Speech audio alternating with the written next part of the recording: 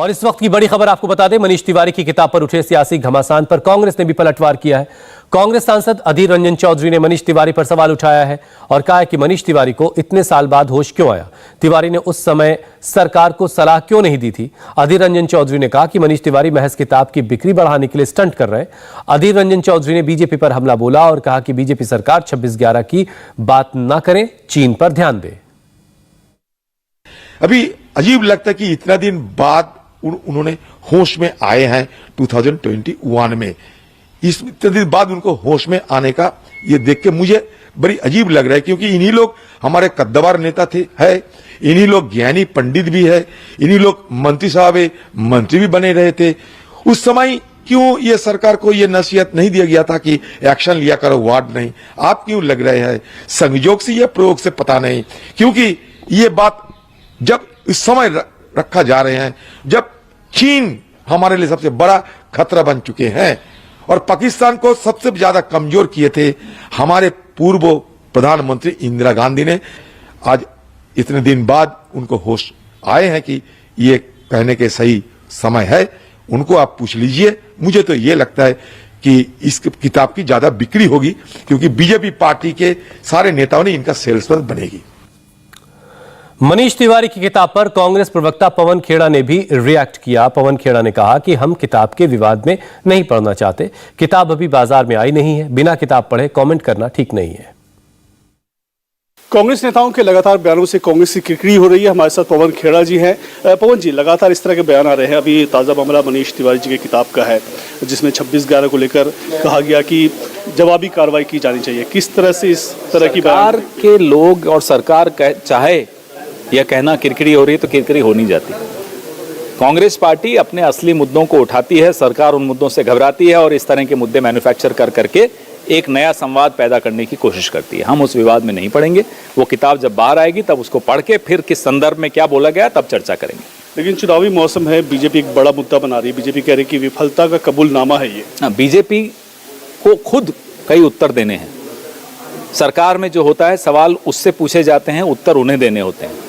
यह पहली बार देखा जा रहा है कि विपक्ष से सवाल पूछे जाते हैं और सरकार उन्हीं सवालों को दोहराती है। कांग्रेस सांसद मनीष तिवारी की किताब पर मचे घमासान पर केंद्र सरकार की पहली प्रतिक्रिया आई है। केंद्रीय मंत्री प्रहलाद जोशी ने मनीष तिवारी की किताब पर रिएक्शन दिया। उन्होंने कहा कि देश जानता है कि 26/11 को किस तरह से हैंडल किया गया, लेकिन वो आतंकवाद के मुद्दे पर राजनीति नहीं करना चाहते। मोदी सरकार में आतंकवाद पर जीरो टॉलरेंस की नीति है। हाउ द ओवरऑल 26/11 हो और जो घटना घटते थे उस time how it was handled, the country knows this. I don't want to politicise the issue on terrorist issue. The policy of Modi government is zero tolerance toward the terrorism. Congress सांसद मनीष तिवारी की किताब के बहाने बीजेपी ने मनमोहन सरकार और कांग्रेस पर बड़ा हमला बोला। बीजेपी ने कहा कि यह किताब कांग्रेस की नाकामी का कबूलनामा है। ये कहना गलत नहीं होगा कि जो तथ्य सामने आए हैं इसको कांग्रेस की विफलता का कबूलनामा कहना ही उपयुक्त होगा। आज स्पष्ट हो गया ये तथ्य, ये बात कि कांग्रेस की जो सरकार थी वो निठल्ली निकम्मी थी, लेकिन राष्ट्र सुरक्षा जैसे मुद्दे पर भारत की अखंडता की भी उनको चिंता नहीं थी। मनीष तिवारी जी ने स्वीकारा है, कबूल लिया है कि उनकी सरकार ने राष्ट्र सुरक्षा को दांव पर लगा दिया। सोनिया गांधी जी, हमारा प्रश्न है आपसे, ये अनुमति और खुली छूट भारत की वीर सेना को क्यों नहीं दी गई? हमारी वीर सेना पूर्व प्रधानमंत्री मनमोहन सिंह जी से अनुमति मांग रही थी कि पाकिस्तान की क्या हैसियत, हम उनको सबक सिखाएंगे। लेकिन ऐसा क्यों हुआ सोनिया गांधी जी? हमारी वीर सेना को, जिसका लोहा पूरे विश्व में हर कोई मानता है, ये अनुमति नहीं दी गई। मनीष तिवारी ने अपनी जिस किताब में मनमोहन सरकार पर सवाल उठाए हैं उसका नाम है 10 फ्लैश पॉइंट्स 20 ईयर्स। ये किताब अभी मार्केट में नहीं आई है, लेकिन आज मनीष तिवारी ने इस किताब के कुछ अंश ट्विटर पर शेयर किए। इस ट्वीट के बाद सियासी घमासान छिड़ गया। मनीष तिवारी ने अपनी किताब में लिखा है कि जिस देश को सैकड़ों निर्दोष लोगों की निर्मम हत्या पर कोई पछतावा नहीं है, उसके प्रति संयम दिखाना ताकत का नहीं कमजोरी का प्रतीक माना जाता है।